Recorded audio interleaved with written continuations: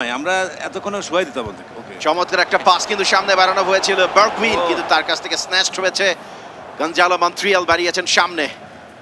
এই মুহূর্তে মার্টিনেজ এখনো পর্যন্ত বল পজিশন সিংহভাগ আর্জেন্টিনার হাতেই। ঘুরায় ফিরায় খালি এক মেসি মেসি এক মেসির ঠেকাইতে তো 10 জন নিয়ে বসে আছেন ভাই। এক্স্যাক্টলি, সবাইকে নামাই দিয়েছেন এখানে। ফাউল করেছেন ভ্যান ডাইক, সেখানে ফাউল দেয়নি কিন্তু কেন ফাউল করলেন?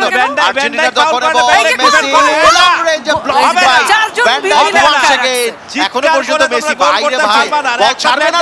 ও ওয়ান্স अगेन আর একটা ভালো সেভ, বহু আক্রমণ। আমার মনে হয় ইরেশ ভাই ওয়ান ট্রিক পনি সাতক্ষীরায় শুধু আছে নারকেল গাছ আর এদের আছে মেসি। ভাইয়া চিংড়ি মাছ ভুলে যাচ্ছেন কি পরিমাণে রপ্তানি করে দেশে আয় হয় চিংড়ি মাছ। চিংড়ি মাছ পর্যন্ত আমাদের কথা গড়িয়ে গেছে, কিন্তু দেখতে পাচ্ছি যে বল পজিশনের দিক থেকে পুরো নেদারল্যান্ডস দলের থেকে মনে হয় মেসির বল পজিশন বেটার। খুব স্বাভাবিকভাবে আর্জেন্টিনা একটু বল পজিশন নিয়ে খেলবে, নেদারল্যান্ডস কাউন্টার অ্যাটাকে খেলার চেষ্টা করবে এবং কুইক কাউন্টারে তারা গোল করার চেষ্টা করবে। একটা ভালো কাটব্যাক লং রেঞ্জে আউটসাইডার ডি বক্স, একটা শট নিয়েছিল কিন্তু খুব একটা ভালো শট আমরা দেখলাম। কিছুই হবে না। জর্জিও উইনালডাম সেখানে ছিলেন, উইনালডাম কিন্তু ক্লিয়ার করে দিয়েছেন। ভুল এই মুহূর্তে সুযোগ লাউতারো ডান পায়ে শটে মারবেন কিনা, না পেছন দিকে মারলেন। আবারো লাউতারো ওয়ান্স अगेन। এই মুহূর্তে গোমেজ এবং গোলের সুযোগ নিয়েছিলেন। দুর্দান্ত গোলকিপিং ভাই, কত বাঁচাবে একজন গোলকিপার। একটা গোলকিপারেরও তো তিনিও তো মানুষ, তাই না?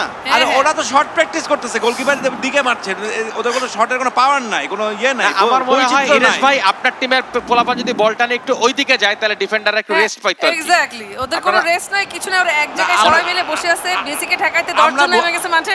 আমরা ভূমিদখলে বিশ্বাসী না, আমরা নিজের জায়গায় নিজেরা মারামারি করব। করেন রাইট। আমরা দেখেছি সোফার সিলেকশন যেরকম গোলকিপিং করেছে সেটা কিন্তু একদমই মানে আনডাউটেডলি অ্যামেজিং। তিনি অন্ততপক্ষে 3টা গোল নিশ্চিতভাবে বাঁচালেন।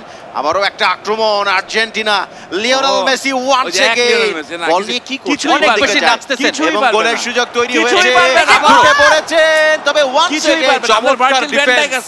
ভার্জিল ভ্যান ডাইক দুনিয়ার সেরা স্ট্রাইকার, মানে দুনিয়ার সেরা ফরওয়ার্ডের এগেইনস্টে সেরা ডিফেন্ডার। তবে আর্জেন্টিনার আবারও সুযোগ এসেছিল সামনে। ম্যান টু ম্যান মার্ক করে খেলছে নেদারল্যান্ডস, প্রত্যেকটি প্লেয়ারকে মার্ক করা এবং মেসিকে 3 থেকে 4 জন মার্ক করছে। হ্যাঁ, সেটা তো করতেই হবে। মেসিকে 3 থেকে 4 জন ছাড়া তো আটকানো সম্ভব হয় না। ওয়ান্স अगेन এবং কর্নার শেষ মুহূর্তে কাইট হয়ে পড়ে গিয়ে একটা কর্নার কিভাবে করলো আমি বুঝলাম না। ইরেশ ভাই কিন্তু যাইতো গা। সিলেকশনের কি হঠাৎ করে কি হলো সিলেকশনের? What a save, what a save. এই সেভটার কথা বলতেই হবে। কি চমৎকার সেভ করেছেন সিলেকশন, চমৎকার। আবার কর্নার কিক নিচ্ছেন মেসি।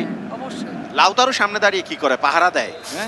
না বলটা তিনি রিসিভ করবেন, রিসিভও করেছেন। ও আচ্ছা, লাউতারো মার্টিনেজ গঞ্জালো হিগুয়েইনকে যিনি বারবার মনে করিয়ে দিচ্ছেন। আবারও লিওনেল মেসি, ভালো কাটব্যাক, গোলের সুযোগ। আনহেল দি মারিয়া, ওহো হালকা করে এটা কি করলেন মার্টিনেজ? ওই গঞ্জালো হিগুয়েইনের কথাই তো মনে করিয়ে দেন তিনি। মেসির যত কাছে